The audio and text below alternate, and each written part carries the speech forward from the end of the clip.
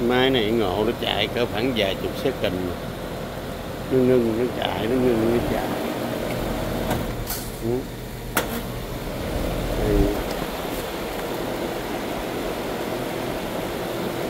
Vài chục second mà máy hôm nay chạy bình thường. Đâu ngưng nữa nè.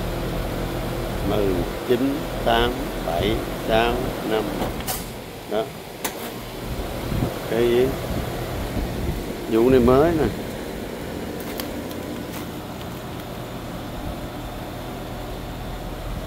Nó chạy chừng vài chục second, 20, 30.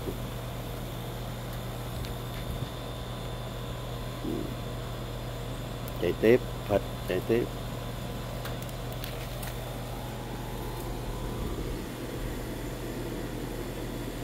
Rồi. Như đủ lạnh thì gì nghỉ chạy.